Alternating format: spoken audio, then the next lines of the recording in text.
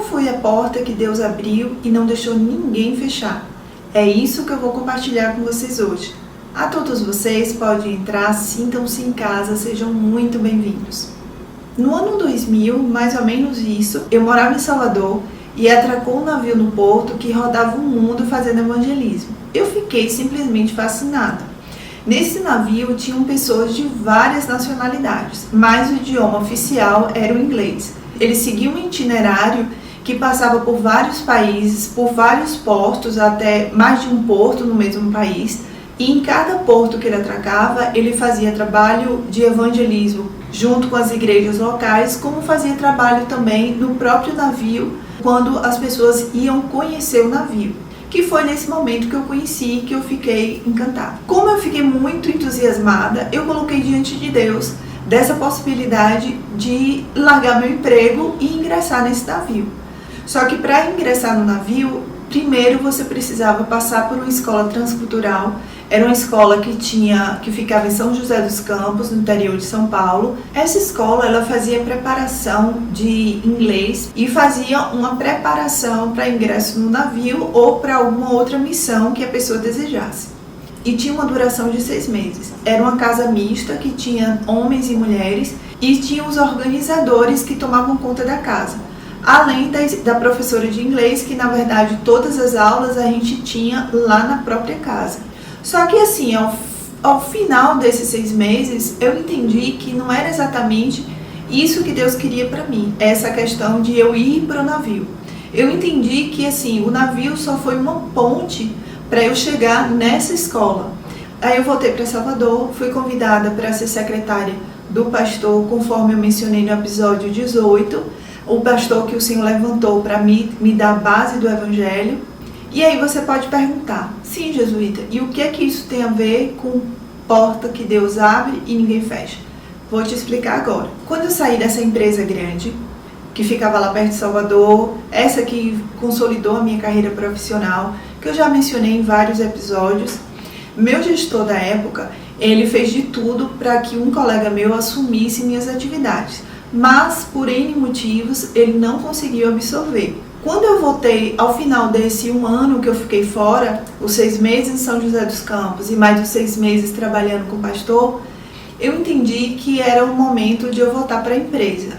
Não que assim, quando eu saí em definitivo, mas nesse momento eu entendi que talvez Deus quisesse que eu voltasse. Só que aí, lógico, eu coloquei diante de Deus e pedi que o Senhor me desse uma palavra que assim não me deixasse dúvida em relação se eu deveria ou não voltar para a empresa. E a palavra que o Senhor me deu foi a seguinte: o que Ele abre ninguém fecha, e o que Ele fecha ninguém abre. Conheço as suas obras, eis que coloquei diante de ti uma porta aberta, onde ninguém pode fechar. Sei que você tem pouca força, mas guardou a minha palavra e não negou o meu nome. Quando eu li esse texto, eu não tive dúvida. O Senhor estava dizendo que eu podia voltar para a empresa.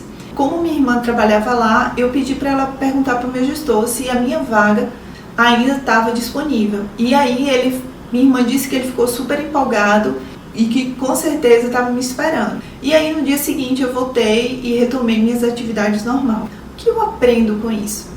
Eu aprendo 2 coisas. Primeiro, não é normal você sair de um emprego.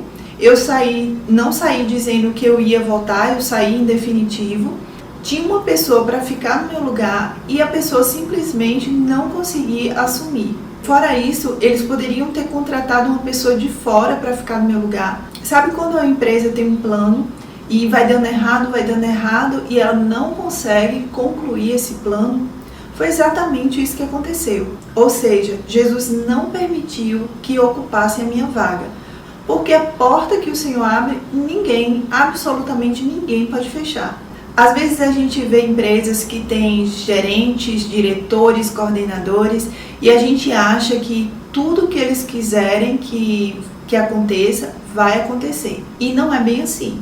Se Jesus tiver planos para a sua vida profissional, eles vão fazer exatamente o que o Senhor quiser. Aqui eu estou falando em termos de vida profissional, mas pode ser em qualquer área, em qualquer momento. Independente da autoridade que seja, a autoridade maior é o Senhor, e se Ele tiver planos para a sua vida, essas autoridades humanas não vão conseguir mudar o que Ele não quiser que mude. Eles vão agir exatamente como o Senhor quiser que eles ajam. A segunda coisa que eu aprendo: às vezes o Senhor nos tira da nossa rotina, da nossa comodidade, para fazer com que a gente se aproxime mais dele. Esse ano que eu tive fora do meu trabalho convencional foi um ano muito especial para mim, porque me deu um crescimento, um amadurecimento em relação às coisas de Deus muito significativo. Principalmente em relação à questão da fé. Eu fui muito exercitada em relação à minha fé. Além disso, esses 6 meses que eu fiquei confinada em uma casa com várias pessoas que eu nunca tinha visto na vida, também foi um tempo de tratamento de Deus. Além disso, tiveram os preciosos 6 meses que eu trabalhei com o pastor Zivaldo Araújo, tá no episódio 18, o homem que Deus escolheu para me dar base do Evangelho.